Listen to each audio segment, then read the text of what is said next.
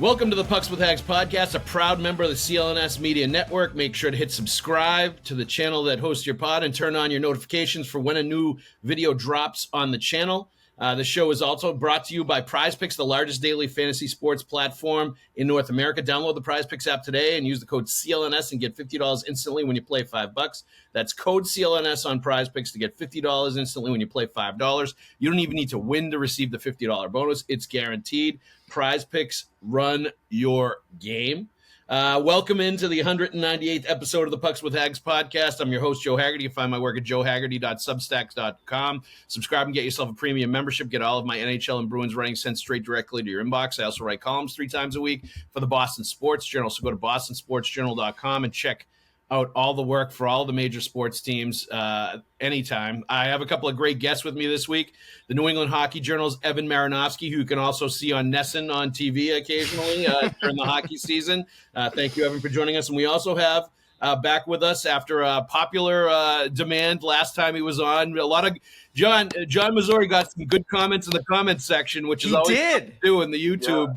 Yeah. Hard to have that many ghost accounts, Joe.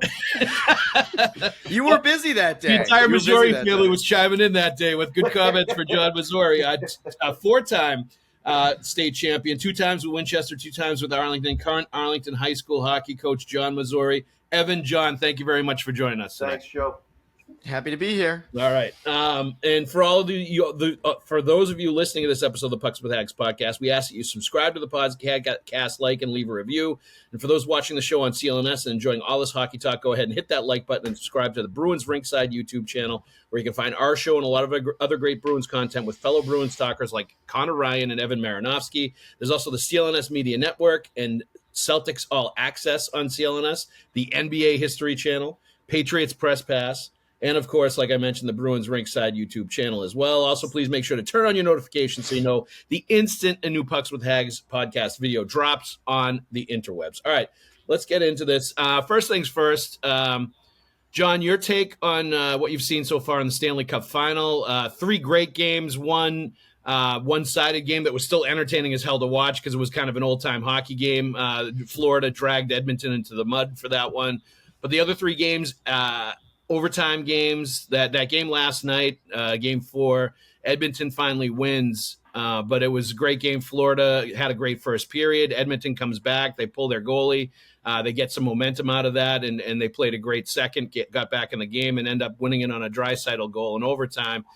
So it's even going back to Edmonton at this point. It's been exactly what you would hope and expect this series would be with these 2 teams, a rematch of last year's Stanley Cup Finals. Your thoughts on just what you've seen so far from this matchup between these 2 teams? Yeah, go to last night, right? So Joe, you and I were talking a little bit off the air there, right? How much things are mental, right? Like you pound a team and then you're up 3-0 after 1. Paul Maurice is a really good coach, right? Yep. Really has control of the mental aspect of that team. But I'm trying to think, what are you telling them in between the first and second period to tell them that, you're not way better than Edmonton and there's still a threat? Yeah, this game's not over. Right, this game's not over. The series isn't over. I got a couple of texts after the first period of, fellow coaches. Hey, this is over, right? Like this is over. Like this series is over. Florida's exactly the team you want to build into the future here, and it just that's why a series is such a great thing versus a single elimination game, right? Like it's got to play out, and there's ebbs and flows, there's momentum swings, but. To me, last night's game was more about outscoring an opponent 9-1, and then probably taking your foot off the accelerator a little bit. Yep. I mean, I still think Florida's deeper, especially with Marchand on the third line and Hyman being out. Like Hyman being out, they don't talk about it enough to me on the broadcast. Like Hyman being out, Marchand being there on the third line. I like Jones over Montour. I think that was a good trade-off for Florida. Yep. But, now momentum has swung, and who knows what's going to happen now. I mean, Edmonton could be all over them in the first period, and then in game, what do we got, 5 coming up? 5. Yep. So this is going to get really interesting now. And and I like Edmonton, that's it. Like if this guy makes some saves, it gets really interesting really fast. Yeah, it does. Best of 3 now. Like pretty much anything can happen at that point, especially with like Edmonton has shown enough the last 2 Stanley Cup Finals and the postseason runs, for me not to discount them at all and to feel like they're going to come back and they're going to make it tight and it's going to be a fight if Florida is going to win. That being said, I think what you said, talking about Seth Jones, talking about Brad Marchand, I think the addition of those two, and Schmidt to a degree too, that's the biggest reason I thought they were going to repeat and they were going to win, is I thought bringing those players in gave them, they made them better even than they were last year. And I thought gave them even more of an advantage, especially with the Oilers missing Hyman. And that was one of the main reasons I picked Florida to win and to repeat before the season even started. But the other part of this is, Evan, that we're also seeing, I think, vintage or much closer to vintage Leon Draisaitl in the Stanley Cup Final this time around. I don't think he even had a goal in the Stanley Cup Final last year when these two teams played. Now he's got 4 overtime winners in the postseason. He scores that goal last night.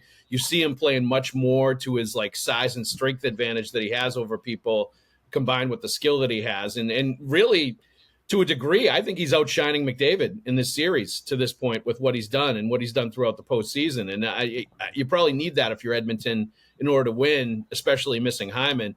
But your thoughts just on what you've seen to this point and maybe your feel for what's going to happen moving forward. Yeah, I mean, Draisaitl, that's why I've been a big fan of taking Draisaitl more than 0.5 points on Prize Picks, honestly, because it's he's just been that good, and he's been that throughout the postseason. Nice Prize Picks shout out there, by the way. It's true. I mean, I've been cooking on Prize Picks during this Cup Final. Honestly, you can look at, I can show you the results. It's been really good. Nevertheless, though, yeah, I mean, Draisaitl's been dominant, and it shows there's always that debate for who's the second best player in the world. Is it McKinnon? Is it Draisaitl? Going into this series, I would have argued Barkov in there somewhere, but he's been sort of non-existent to a degree in this series, at least points-wise. Draisaitl's been dominant. And I think you see it with, Florida will press and press and press, and then, Knobloch will put Draisaitl and McDavid together, and it's it's a cheat code the other way. Yeah. It's when you just put the game on rookie when you're getting dominated on All-Star, and then the ice opens up. My biggest takeaway from this Cup Final so far, first, I mean, it's phenomenal, but I think it's all-time phenomenal. Now, I don't know the Cups of old, but I can just speak on the last 20 years or so. I mean, you guys would probably answer this better than me, but are we watching the two best back-to-back Stanley Cup finals we've ever seen in the last 20 years? Because I look at Detroit and Pittsburgh in the late 2000s. That was phenomenal. And that I forgot that 08 series only went 6. And this still could go 6. That 09 series went 7. I think it's been incredible. And I know a lot of people get on oh, it's not big markets. You don't have Boston and New York or Chicago in there. And I understand that completely. But Florida, John, as you said, is the exact, the dream way you'd build a hockey team is the way Florida is built. And Edmonton has the 2 best players in the world. Yep. And it is phenomenal hockey. I mean, I was with my girlfriend last night, and she's not even a huge, she's not a huge hockey person. And she's on the edge of her seat watching the overtime because it's that good.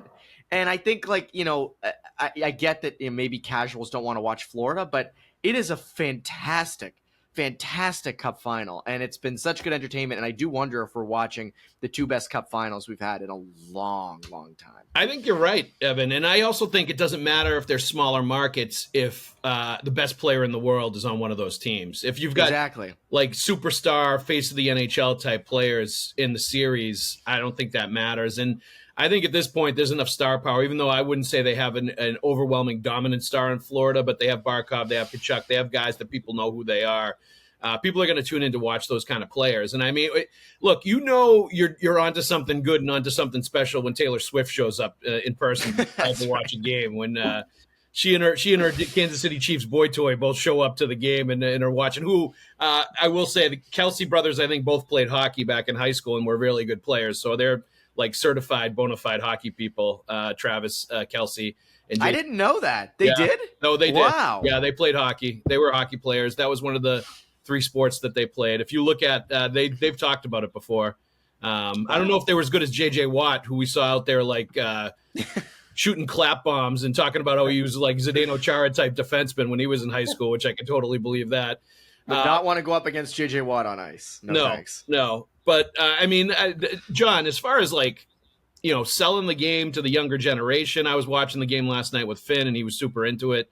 Like, this is exactly what you want in the Stanley Cup Final, to get kids like dreaming about being in that someday, and getting more kids to play even more than already are into it, or getting them more energized about it, is having games like that with players like that in the Stanley Cup Final. Yeah, there's no question about it. And like you said, you got to remember now, Draisaitl last year went right from the Stanley Cup Finals to an operating table, right? Yep. So, he was limping in the playoffs last year. I did say, Joe, though, to Anthony or John Paul, one of the two of them I was watching with, I'm like, the poor NHL in a way, and thank God he's in the Stanley Cup Finals. Like, Gretzky grew the game, but probably could have grown it more if he had been outside of Edmonton in his prime. Yeah. You know what I mean? Yeah. And, yep. like, boy, if there was a way to have McDavid playing somewhere other than Edmonton, or Vancouver, but thank God he's, this is huge, right? This is going to help grow the game. Kids are going to be all over it. Everybody's watching them. Evan, you're right on the button, right? Like, Draisaitl's playing better. Now, the question is that because they're doing everything they can do to eliminate McDavid, and they're going to live and die on if Draisaitl's going to beat us, right? Yeah. So there's probably a little bit of that going on. And he's doing what he's supposed to do. He's stepping up, right? So I just think it's great for the game. I think it's two great teams. Obviously I have one of my best friends is a significant part of the Florida Panthers management. And I was texting him. I'm like, guys, you guys now, Evan, before your time, and Joe, a little before you. I'm like, you guys have rebuilt in the salary cap era. You guys have rebuilt the 1980, 82, 79 New York Islanders. Yeah. Trottier, Barkov. I says the only thing you don't have is Bossy. Yeah. But you got a money goalie. You got depth up and down the lineup, heaviness. Scooters, Butch Goring, Brad Marchand. It's really interesting. Like, to me, the parallels between those two teams, and I think they've done it. Now they're going to be able to keep that group together. I don't know, but these last three games are going to be unbelievable. Yeah, I mean, they may be able to keep it together because the salary cap is going up significantly over the next 3 years each year. And I think those players get it, and I think they want to stay together. Like, right. I think you see some loyalty with them where is it really a tough sell to stay in Florida with no income tax? And I was going to say, and the location is just fantastic. No, I got to tell you, it only seems like yesterday that somebody made this hockey movie about the humor of Florida having a hockey team. Dickie Dunn wrote it. They're going to move to Florida. It must be true if Dickie Dunn wrote it. It must be true. Who's going to watch hockey in Florida? There's all these retirees down there. It's true. It's 100% true. But like that makes it such an easy sell for those players to stay down there and live in Fort Lauderdale year round, not pay income tax. Like, it's an easy sell when it's a good team like that. It was tough when it felt like it was like glorified minor leagues, like maybe 15 to 20 years ago. Right. I still remember covering games there when I first started traveling for the Bruins. And the PA announcer was friggin' announcing icing and offsides to the crowd. That's awesome. To let them know what was going on, because otherwise they didn't know what the whistle was for, and they didn't know the rules. And then I was like, "This before you guys' time, Peter Puck." Yeah. This was like Peter Puck live for the fans there. I was like, "This is an NHL rank," and the PA guy just said icing to let people know what was happening. Like, but Joe, what's funny, right? Is like, so when I played in the East Coast League back late '80s, early '90s, right? It was all like Northeastern teams, and then as soon as they started moving the teams down south, right, there's no more East Coast League teams in Erie and Johnstown, and you know what I mean. Like, I mean, we got them here in New England, but before it like expanded across the country, all the talent went south, and as soon as they put a team down south, everybody wanted to play for the southernmost team. Don't blame them, right? Like, yeah. There's only so many convenience stores you can go into in Johnstown during a day in Johnstown, Pennsylvania, to kill your day. Mm-hmm. Like, I mean, so like they move them south, and you're probably going to see the same thing. And we'll get into it later. Like college hockey, like they start popping up some of these southern teams. Look out. Yep. I don't think Steve Saviano was having too many issues when he was playing for the Florida Everblades. I think life was pretty good for him when he was down there playing for that team in the coast. There's a lot of those guys want to go down there and play, and I understand. I've been to a few Everblades games. Like, it's fun hockey to watch. Oh, like, yeah. You can live in Naples, play for the Everblades. That sounds like a pretty good existence for a few years, especially when you're early to mid-20s. Me and my friend Mike Rossetti, 2 Italians, we had a bartending job in Dempsey's Irish Pub after practice every day. So you had the 2 Italians at Dempsey's Irish Pub all afternoon, serving the guys getting out of the mill. Lucky them. I will say, like, Haggs, I've said this to you before. You know, and we talk all the time about the pros and cons of being in a market that's, rabid hockey fans versus, sort of little lax. Yep. But look at, like, Tkachuk brings the cup to the beach last year, and he brings it to the elbow room. Now, if that happened in Boston or Toronto or Montreal or New York, I mean, like, you wouldn't be able to walk down the street. Yep. Joe Mazzulla brought the NBA Final Championship to the North End, and he was, like, swarmed. There were, like, 20 people at the beach with Tkachuk, just like, hey, like, that was it. And, like, I think they enjoy it. They enjoy, the lack of city pressure there. And I think players are coming around to that of like, oh, I can go to a Dallas or I can go to a Florida or a Tampa, and life is good. It's good weather. And it's not as, fans aren't as on you as much. And I think you're seeing that now. Yeah. And I would put Carolina in that category too. You see a lot of guys that play for Carolina Hurricanes. They end up retiring there and staying there. Great golf courses, perfect weather, really good environment as far as that goes. Great food down there as well. I always loved going to Carolina games because every single game they had pulled pork in the media dining room. Every game. Didn't matter. And then when we were down there for All-Star Weekend, I felt like I was going to throw up if I had any more pulled pork because it was like there every single day, the NHL throwing it at us, media covering the game. All right, let's move on to another topic before we take a little break here. Marco Sturm named head coach of the Boston Bruins. 30th head coach, had his introductory press conference this week. I covered Marco when he played here. Awesome guy. I like that he has made his bones outside the organization. With Team Germany, won an Olympic silver medal in 2018. He also worked in the LA Kings organization 4 years as an assistant with Todd McClellan, and then 3 years as the AHL head coach. Took him to the playoffs every year when he was the AHL head coach. So, like, some people will look at it or try to portray it or paint it as an inside hire because he played for the team, and he obviously has connections here. Patrice Bergeron was at his press conference. Don Sweeney and Cam were in the organization when he played here. He's got guys like Adam McQuaid and Zdeno Chara that are in Bruins management now that he played with as well and was teammates with. So I actually think this is kind of the best of both worlds where he's going to it's going to be collaborative with him because of the people that are inside the organization, where I think it's going to be good communication between everybody. But I think he also brings some outside things. Like I'm pretty sure he's going to bring some kind of neutral zone trap to the Bruins, for better or for worse, based on the personnel that he had. That's something the Kings did quite a bit. And he definitely is going to bring more defensive structure to this team, where I think they got away from that a little bit under Jim Montgomery. And it was a little more high risk, a little more offensive, a little less worried about the defensive structure. So, I think especially for a young team that is going to be developing young players too, that's something he was doing in the AHL. I kind of like where they're going with this, and I think it was the right hire. Mizzou, your thoughts on Marco Sturm as the head coach, and based on like some of the other finalists that they had, whether it was Mitch Love, whether it was Jay Woodcroft, Jay Leach was, I think, one of the finalists as well. If you think this was the best choice that the Bruins made for head coach. Yeah, Joe, the one thing I like about it, right, is like he's an alumni, right? Yep. And he's got passion. And you see that in college, like there's a special passion if you're an alumni. And you bring up the point that, the other guys are going to be around now. Bergeron will probably have his foot in here a little bit more. And yep. Z will be here a little bit more. And I think all that adds up to, these guys want to see the Bruins succeed on a different level when it's your own organization. Yep. And look as the Arlington High coach, I feel that, right? You know what I mean? And I think by hiring him, you're gaining that.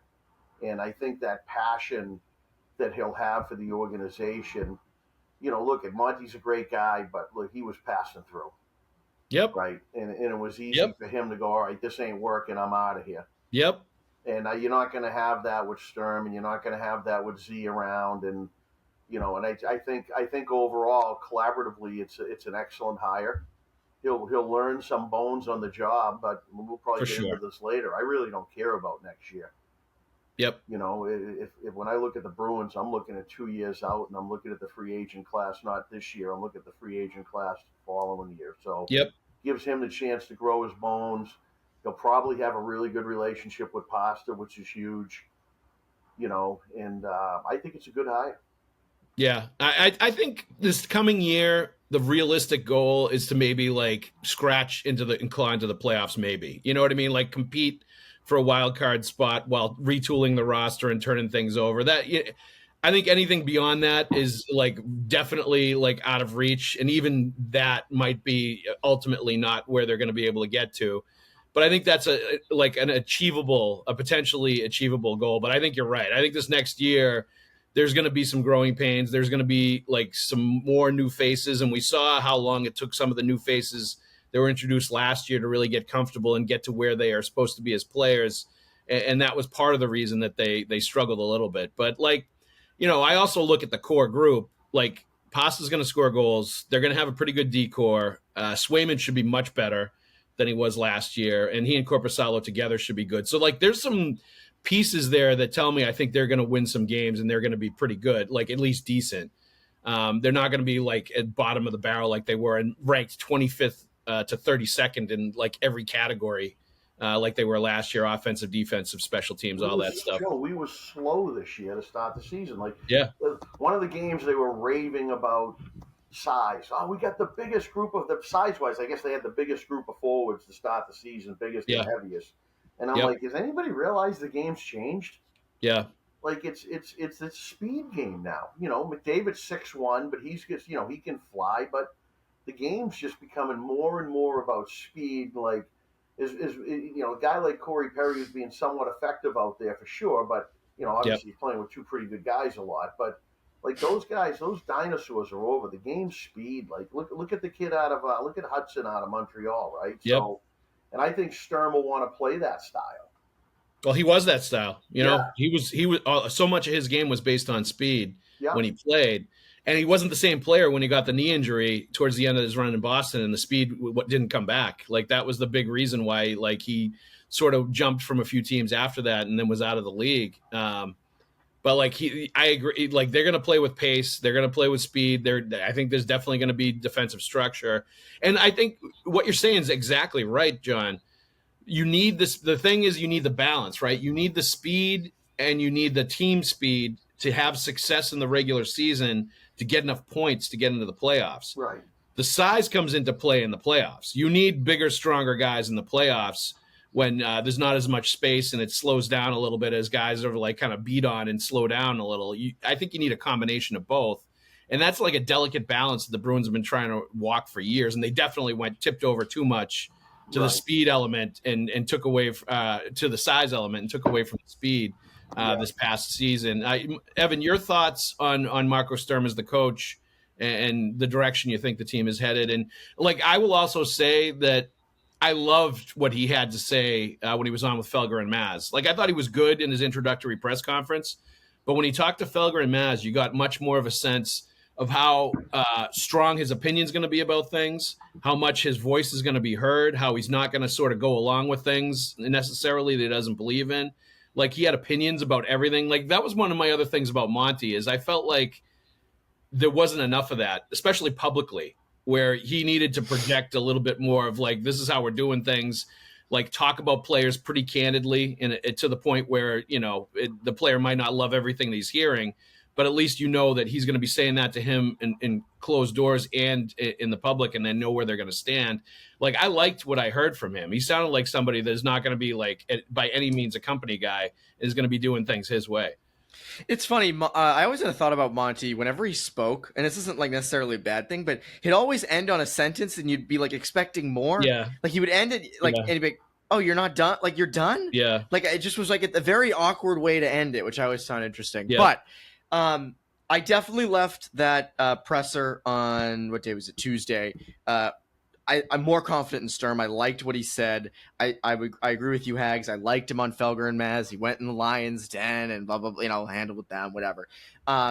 It wasn't even that. It was like the way he answered questions, the way he talked. Oh yeah, I need to know guys before I and he's gonna have a big say in who the captain is, and like there wasn't any bullshit. You know what I mean? Like there wasn't. I felt like with Monty, like the thing I felt like with him was I felt like he was trying to bullshit like the media, like, and he was trying to give a company line and keep it safe, and definitely not say anything about the players. And the problem with doing that in is like fans are smart. Fans want to hear you. They tell them exactly what they just saw. If they saw one thing and then the coach is trying to say this is actually what happened, they're going to be like, no, like we're not buying that. Like that tell us exactly what we saw. Don't try to tell us like something's happening that's not, or a player's not struggling when they really are. Like, you need to be able to be straight with people. Like even when he was talking about Mason Lowry and like, minus 43 or whatever he was last year and the work that he's got to put in, like you got to talk about those things. You have to. And I like the direction they're headed in. I like the route they took with coaching. They didn't go into the retread pool. They looked at newer guys. I like that they say they want a coach that's going to grow with the roster. Sturm says the right things in terms of growing with the roster. He comes from a player development background. That's all great. My question is and Sturm alluded to this, like what is the roster next year? Yeah. Because I don't think we know. Sweeney kept mentioning sort of open canvas. And I think there's multiple directions they go in. I don't think it's clear exactly the direction they go in now. And my other thing is like, yes, I want a coach who can grow with the roster. I want a coach who's going to develop young players. This is an organization though that's notoriously not lenient with those things. Yeah. And I'll believe it when I see it. And they are headed towards that. But you do have a core of Pastrnak and McAvoy and Swayman. And while they're relatively young, they ain't getting any younger. And so is there a point where there's pressure internally to win now? Hey, we got to get back to the playoffs here. We can't keep, being on the outside. We're not going to do, these crappy games. And is that when the pressure heats up? Is that when things sort of, it changes? And so that's also on roster building. That's on managing the roster completely. Yep. But that's my biggest thing with Sturm. And that's sort of above Sturm. It's not fully him because I like what he's saying. But is there a point where they say, we've got to win now? And it's sooner than they thought it was going to be. It better not be next year. I agree with you.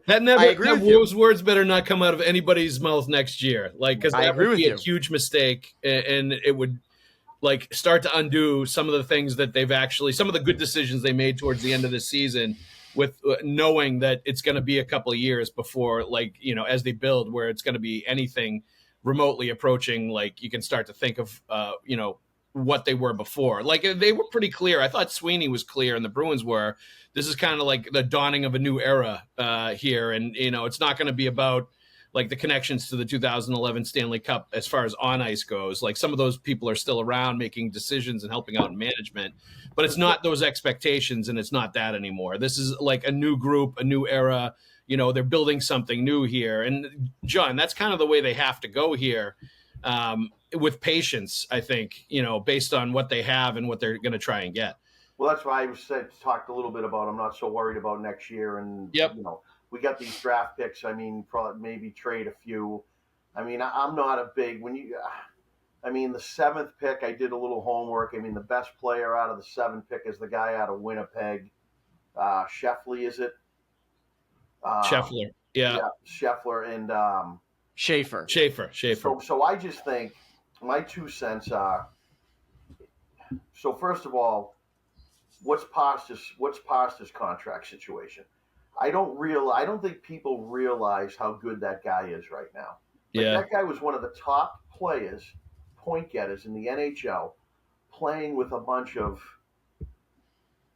not so great players. Yep. Like he had an unbelievable season production wise, based on really not having a number one center with him. Yep. Okay. Although I love he either got better and better and better. So but he's not a first line guy. I still think if you have a master plan, you've got to figure out what Pasta's contract is. Make sure you tie him down, and then there's one name on the tip of my tongue. And it's Jack Eichel. How do you get him when he's a free agent after next year? You put him with Pasta. You have the piece, right? Like Pasta's a piece. Guys are going to want to play with him. Yeah. And you have this free agent class coming up, not this year, but the following year's free agent class is crazy. Jack Eichel is a diehard Boston guy. Yep. Bruce Cassidy, no offense to Barkov, has made him into the best 200-foot player. Okay? And as we just talked about, like we were talking about Florida and how like that's that model and they've recreated the early 80s Islanders. Edmonton's also telling you that, look at, the other way you can get to the cup is you just need two superstars and a puck-moving defenseman. Yep. Right? And you can get that with Eichel and Pasta. Yep. Okay? And you just build everything else around those two guys. And so I think, like, next year to me is like, okay, get a couple of draft picks, but start setting this thing up for that draft. For that, you know, I'd start setting this thing up for that free agent class of the following year, and I'd go from there. I think that's a great idea, and I think that's really interesting to think about because you're right. Like I'm none of the free agents this time around this summer like set my world on fire and make me think that they're going to be like game changers for the Bruins. Like Mitch Marner is obviously a very skilled player, but I think we've all seen the meltdowns that those players have had in Toronto, and that is not what you're looking for. I don't love also building your team around two right wings. I think you need to get a center in there to play with Pastrnak, and Eichel obviously would fit that bill in a big way. Let's take a break here for a sec to talk about Prize Picks. Prize Picks is the largest daily fantasy sports platform in North America and the easiest and most exciting way to play daily fantasy sports. Join over 10 million users and get started today. Instead of battling thousands of other players that could be pros or sharks, simply pick more or less than on 2 to 6 player stat projections, and you watch the winnings roll right in. It's fun and it's super simple. Prize Picks is the best place to win cash while watching sports. On Prize Picks, you can mix and match player projections from different sports, combine your favorite hockey players with players from basketball, baseball, esports, and so much more. Here are some picks for this week. Connor McDavid, more than 0.5 goals. Anton Lundell, more than 0.5 points. Calvin Pickard came up big last night when they brought him in the second period on. That save he made on Sam Bennett in overtime where it hit Bennett, his glove and then hit off the crossbar was big time. Calvin Pickard, more than 25 and a half saves. So Evan can keep cooking with those picks on Prize Picks. You can win now up to 2,000 times your money on Prize Picks. Prize Picks now offers Venmo, MasterCard, and Apple Pay for quick and easy deposits into your account. This sports season, download the Prize Picks app today and use the code CLNS and get $50 instantly when you play $5. That's code CLNS on Prize Picks to get $50 instantly when you play $5. You don't even need to win to receive the $50 bonus. It's guaranteed. Prize Picks, run your game. I also want to remind everybody, for those of you listening to this episode of the Pucks with Haggs podcast, we ask that you subscribe to the podcast, like, and leave a review. And for those watching the show on CLNS and enjoying all this hockey talk, go ahead and hit that like button and subscribe to the Bruins Ringside YouTube channel, where you can find our show and a lot of other great Bruins content for fellow Bruins talkers like Conor Ryan and Evan Marinovsky. There's also the CLNS Media Network and Celtics All Access on CLNS, the NBA History Channel, Patriots Press Pass, and, of course, Bruins Ringside, as I mentioned. Also, please make sure to turn on your notifications so you know the instant a new Pucks with Haggs podcast video drops on the interwebs.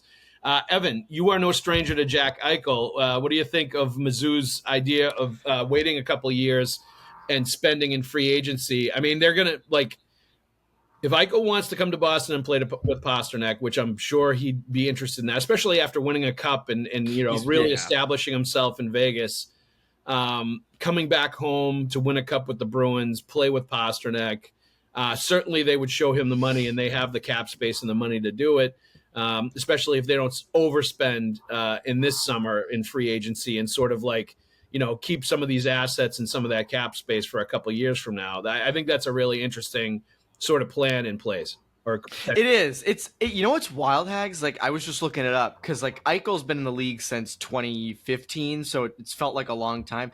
He's only 28, right? Which is crazy. I thought he was older and this and that. I like the idea. It's definitely an interesting one. I think the tough part about, and I've heard a lot of fans say this, of like, have you seen next year's free agency class? And I agree, it is stacked. Well, and some of them aren't going to get there. That's what I mean. Most of them, like, some of them are not going to get to free agency, like, right? Most of them won't. Right. But I do wonder, because, like, and I'm not an expert on Vegas's cap situation, but I do have their thing up right now. They don't have a ton of free agents. He is 29. does Vegas just re-sign him? And then suddenly that plan kind of blows up. Now, if he doesn't, and if Eichel does not re-sign in Vegas and he, truly becomes a free agent, I think the Bruins should be all over him. I think that would be like the dream plan. And of course, there's the pressures of playing at home, and he's a top player. You're expecting to bring a cup back. That can sometimes go south. But yes, I like the idea on the face of it. I just pour a little cold water on, like, does Vegas just bring him back? Vegas is notorious at finding ways to, do cartwheels over the cap and this and that. It wouldn't shock me if they just brought him back. But yeah, John, if they can find a way to do that, though, if Eichel doesn't want to come back and he wants to go somewhere else, like, and I think we're going to start seeing more of that, where players are deciding they want to go elsewhere and they'll just wait it out in free agency and then go. I think we've started to see that trend happen a little bit more. I think there's absolutely. I don't think all of those like big name free agents are going to get to free agency a couple of years from now, but I think some of them will. Yeah. Oh, absolutely. And with Eichel, like, again, he would fit perfectly here. He's turned into a two-way guy, high point getter. Like, that's your number one center for sure. And it's sort of like, Haggs, we said this last year about Elias Lindholm, like, he'll be a number one center for the first couple years. And then as he gets into his mid-30s, he can be like a number two center or whatever. Obviously, things didn't pan out that way. I think Eichel's a safe bet at 29. Yeah. And he'll be 30 at basically the beginning of his 26-27 season here. Yep. That for those first couple years, he'll be a legit number one center. And then hopefully a guy you draft is molded into that. And suddenly Eichel sort of goes into that second slot 3 or 4 years down the road and your number one guy. I will say, though, and not to open up a new can of worms, Haggs, I think you know how I feel about this.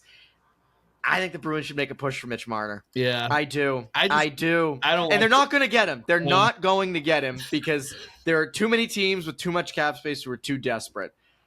But I mean, they need help. I like them. They obviously need help on wing, right? And even Marco Sturm mentioned that in the press conference. They need help up front. They need, like, losing Marchand this past season and losing DeBrusque the year before, even though every text I ever got from any hockey coach was always like, what the hell, Jake DeBrusque? Like, get this guy out of town. There was not a lot of, like, people out there that love Jake DeBrusque across the board when I would talk to any hockey people. Well, go back. But they need to replace those guys. Like, those guys scored goals. They need 2 top 6 wingers. Like, they're at least 2 top 6 wingers short in this roster right now. Yeah, and that's why it's always funny to me when people are like, I want Brock Besser. I want Brock Besser so bad. And I get it, because Haggs, right, it follows in line with you need to replace goals. Yep. But the same people who were complaining about DeBrusque and him being inconsistent are now fine with paying Brock Besser $3 more million per year. I find that fascinating because it's like he's also inconsistent. So my whole thing with Marner, again, I agree. I just don't think he's going to cost as much as Besser. Like, no, he's not. He isn't. He definitely isn't.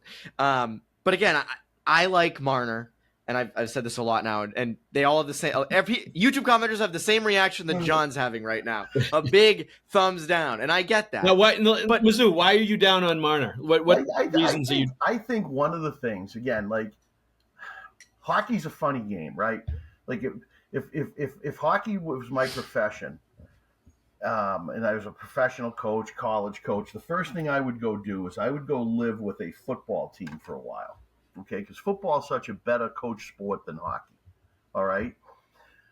And one of the things they don't talk enough, if you ask me, when you're talking about players and size and speed and skill, and I want winners. Yeah. Okay. Yep.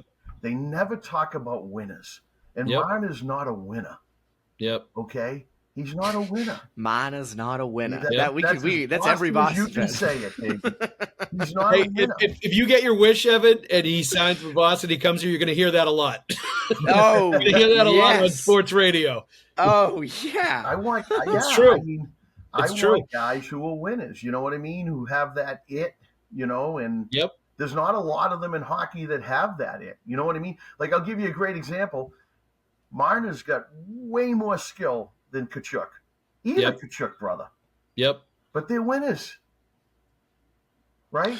But wouldn't we have said the same thing about Jack Eichel pre-Vegas? Wouldn't we have said this guy is not a winner? No, this guy is a loser. Well, Ev, what did I precede it with? I said what a job Bruce Cassidy has done with him.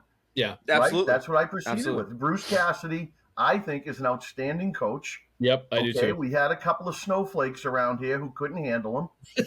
Okay, it's true. Yes. All right. That's. And they're all gone now. They're all gone. Yeah, that's the reality of it. And he, and look at. I mean, Bruce will probably wear himself out there because he is hard on the guys, and he does like Sturm, and he tells the truth, and and maybe that's a little bit what happened with Monty. They said, hey, you can't. Yes. Right. Okay. So. Sure. Yeah. So you're looking for guys who are winners, like Bergeron. Again, how good was Bergeron's skill set? He wasn't a great skater. Yeah, no, it wasn't. Right, but he knew how to make winning plays. He wins that we're down by 3 in that Toronto series, and he's making plays. We're down 4-1 with 4 minutes to go, whatever it was. Right. Yep. You know what I mean? You need guys who are winners. Marner's not a winner. Nylander's not a winner. Matthews doesn't act like a winner, that's for sure, for all the skill set he has. You need guys with that it factor. Yeah, they've had umpteen chances to prove it otherwise. Like at this point, you're an idiot if you believe those players are gonna end up winning or figuring it out at some point. They're just not winners. You can see it with the way that they react. Now, I agree. Maybe Matthews is more of a goal scorer, so maybe you put him with a different group of players. You get something different out of him. I just also discount when you were talking about Eichel, Evan. I discount anybody coming from the Buffalo Sabres. Like, I think that is just like a place to make everybody look bad and look worse than they are. And it's important to get them out of that system and out of that environment and get them somewhere where they're going to learn the right way. And obviously Eichel did with Cassidy in Vegas. But aren't one last thing? Aren't the Leafs kind of on a higher level version of Buffalo? Obviously, they're in the playoffs every year, and they're not incompetent in the way that the Sabres are, but they are historic choke artists. Yeah, across the generations, and that's my thing. And the pressure up there. That's a different level, though, right? Like Buffalo just. Yes, that's what I know. There are red flags about any player coming out of Buffalo going to any other team in the NHL, especially if they were drafted and developed by Buffalo. Just because of the culture there or the lack thereof, it's a concern. Well, Florida has a number of those guys. Reinhart, that's the thing. So I don't discount the idea that Mitch Marner could go to Vegas or Mitch Marner could end up going somewhere and doing well and winning. I mean, his playoff statistics are pretty good. Put over it the this course way: of his career. He won't not if he's the highest paid player on the team. I think it's trouble. That's fair. That's fair. He's probably going to end up being the highest paid player on whatever team he goes to next. And I think that's problematic if that's your big money, big time guy that you're bringing in, especially coming off what he's done in Toronto to this point. All right, let's get into one thing real quick. Don Sweeney, this is something he said at the press conference for Marco Sturm's introduction. We're in a unique position this year, drafting in the top 10 that we haven't been there for a significant amount of time. We're excited about that. We have 2 second-round picks. You have 2 firsts the following year. We've been an aggressive organization, whether or not you want to point out fault in regard to trying to win and accomplish the ultimate goal. He's talking about trading first-round picks. That's what we're here for. So we'll use the draft capital and try to improve our hockey club this year, moving forward in every capacity possible. It might be making the selection, but it won't mean that we aren't having conversations that says, how do we improve our hockey club today and moving forward? He's talking about trading the number 7 overall pick here and also just in general trading the draft assets and capital that they have. Evan, do you think it's a good idea to trade that number 7 overall pick? Do you see a scenario where you would be okay with that? Oh, Haggs, I've really battled with myself about this over the last couple of days because you see the mock drafts and you're like, oh, you could kind of play with this.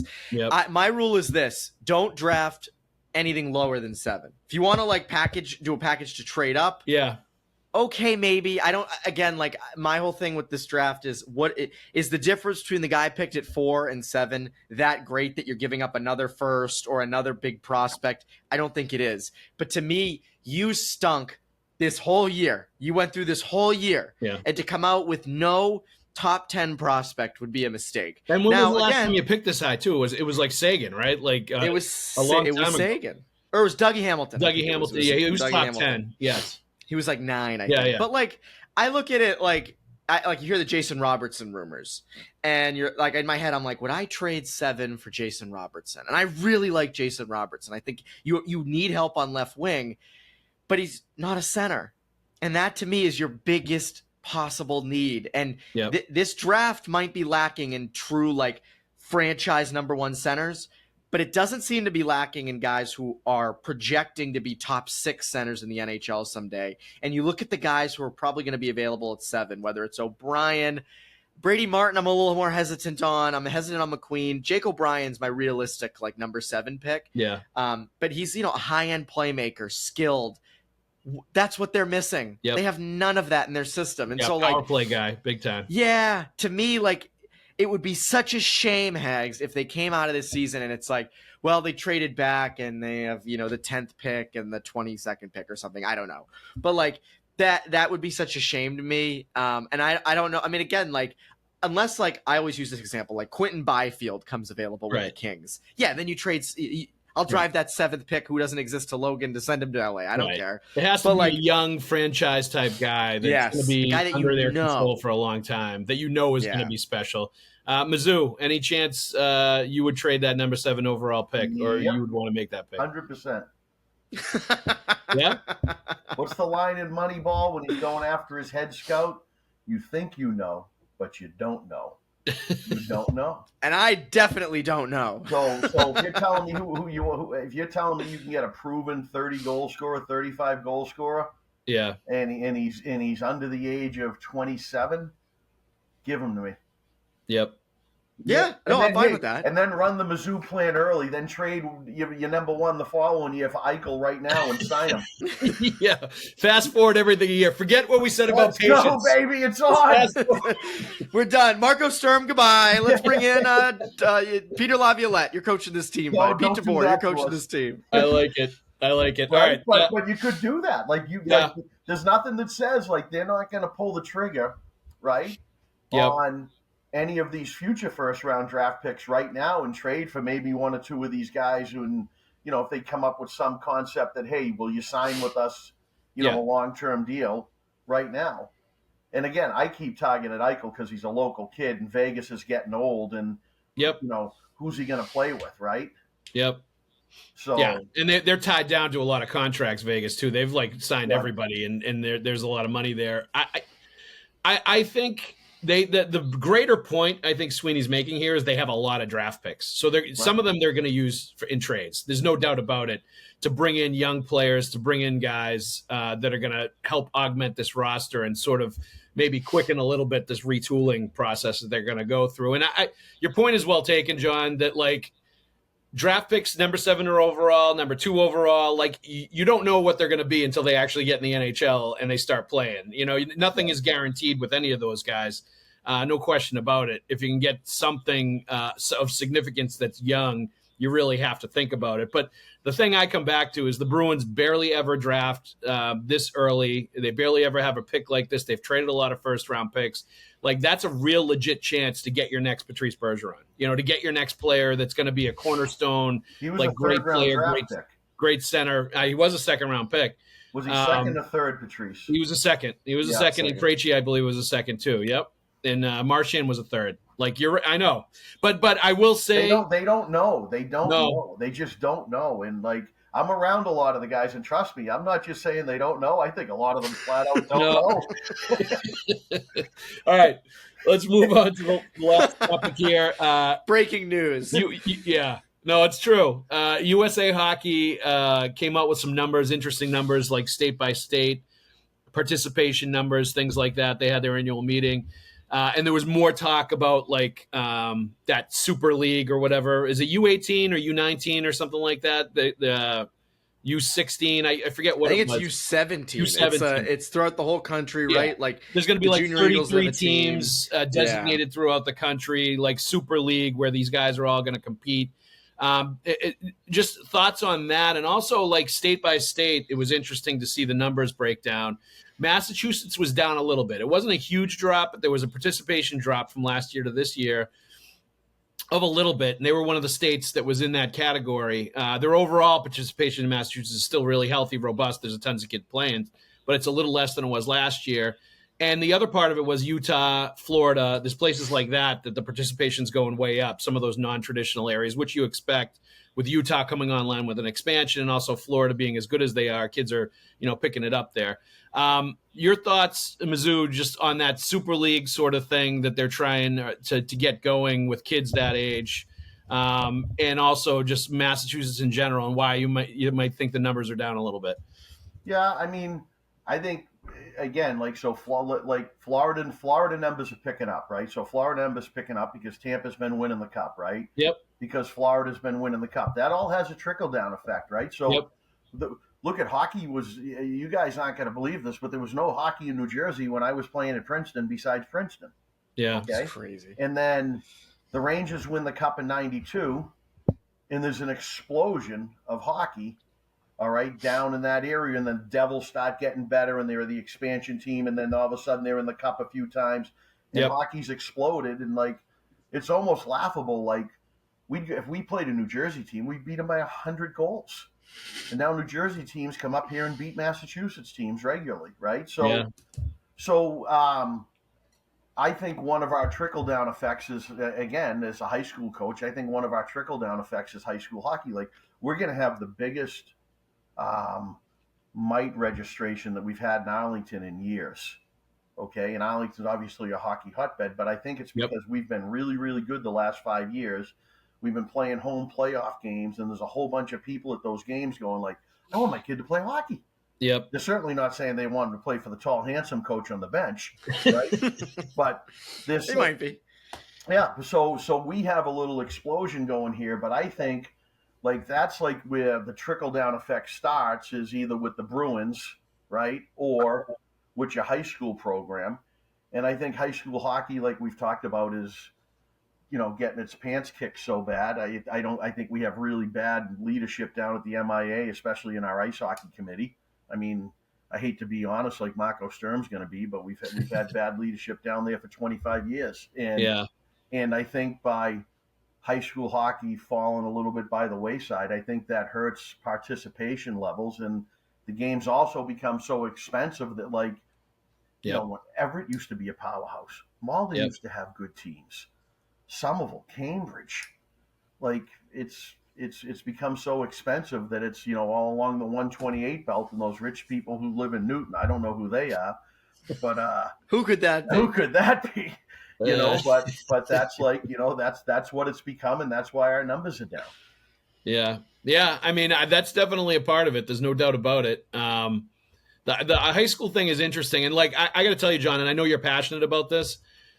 Them getting rid of the Super 8 a few years ago, I still don't understand why they did that, what that is all about, what they were thinking when that was such a centerpiece of high school hockey, and kids would stay at their high schools to play in the Super 8 and try to win a Super 8 championship. I still remember covering that Reading team when they won that first time, when it was such a big deal, and Chris Wagner was on Nesson doing his Nesson My Story thing. And he was on a team, I forget where he was playing, was he at Zavarian or maybe? And they played that Reading, and he was talking about playing against Tozlowski and the other two kids there, Gilroy and the other one. Joe, I hate to be honest, but we have bad leadership. I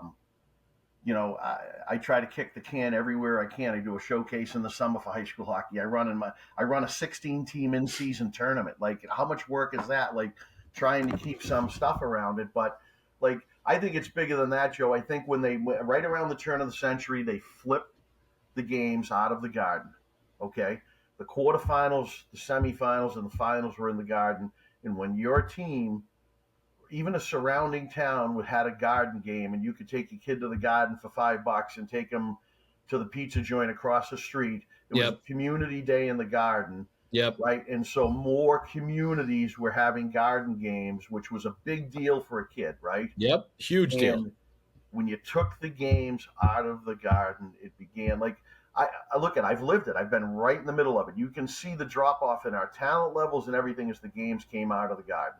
Right. I think we talked about this before. There was an 0-1 game between Arlington and Winchester. Right. And this is when games would still be played in the Garden besides just the finals.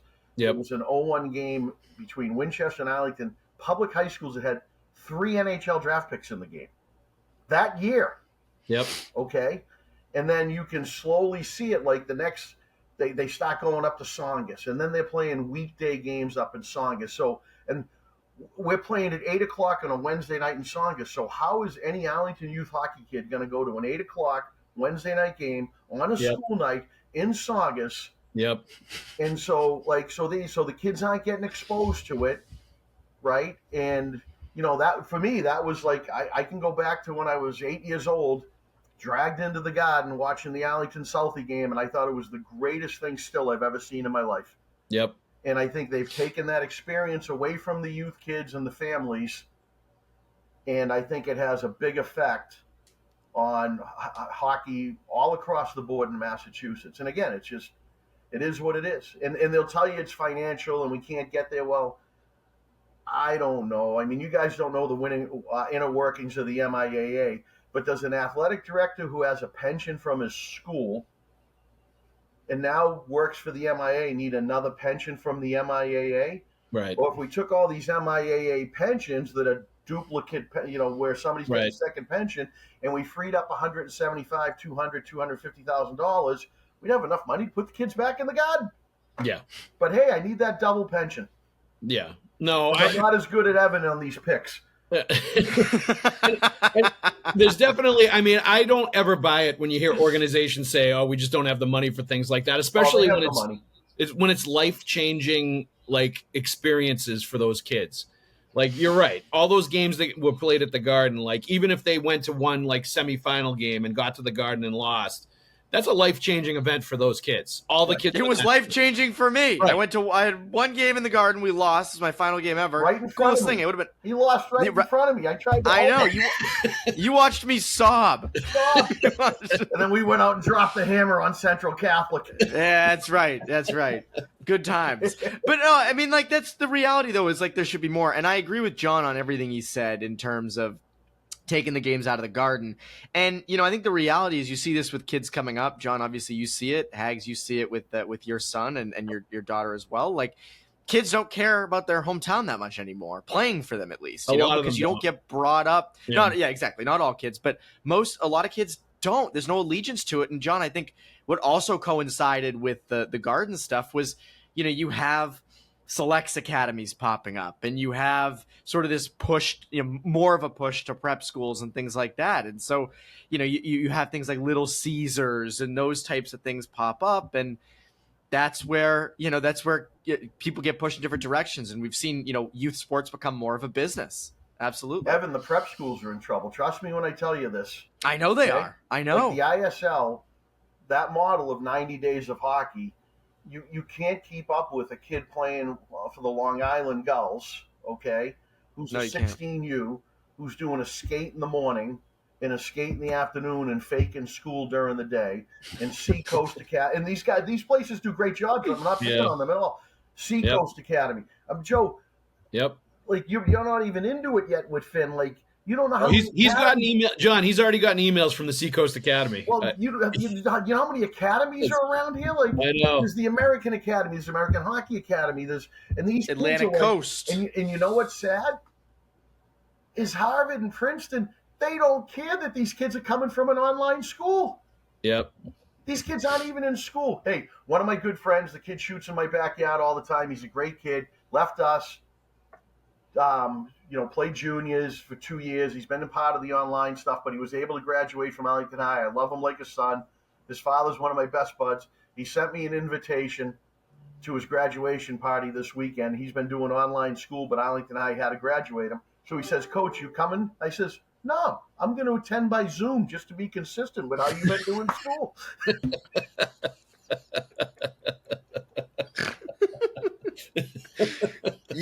You are something with that stuff. Like, that is like S tier level trolling. I respect that so much. I love it. But you're right. It's prevalent everywhere, and it's only going to. I agree with you, John, in that prep is in trouble in certain parts, and it's only going to get more. And that's why you see your Cushings, your KUAs putting together teams in the fall. Dexter's headed this way as well. Like, listen, let's do full disclosure. I'm going to coach Dexter's fall team.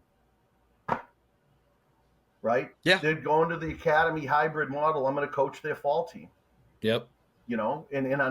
Listen, my heart bleeds and breaks more than anybody else's because I'm so passionate about high school hockey that this is the direction the whole thing's in. Yeah, but it's hard to fight it at a certain point when everybody's moving in that direction. You know what I mean? You fight the good fight and you do the best you can. And like I was going to say, when Evan was saying like nobody or a lot of kids don't want to play for their towns anymore, there are pockets of like culture that still are strong. Arlington's one of them, where there are kids that still want to play for Arlington. Like that is a strong town program, and there is a strong culture there. Reading is another one. Hingham. You built Mizzou Winchester. You were one of the architects that helped build that into what it is now when you were coaching there. Because I remember when I was in high school, Winchester's program was awful, and they got their asses kicked by Stoneman, Reading, and everybody else. And now they crank out really good players every year. They're one of the premier towns in the VHL and the town programs as far as started Winchester players. in '94. Me and Krapelka, who's with Florida Panthers now, right? Yep. We had 16 players. We were told it was a 1-year assignment, and they were folding the program or going co-op. Yep. Okay. We talked a little bit today offline about getting kids to give a little bit more. We got these kids blocking shots, diving around, right? And we learned about coaching like we were learning. It wasn't like we were Uber coaches at 25, 26, and it's not like we're Uber coaches now. You learn all the time, right? Yep. And, there was only one level at each. There was only one tier of players, and all their town teams, they had like one mite team, one square team, and they only had like 10 guys.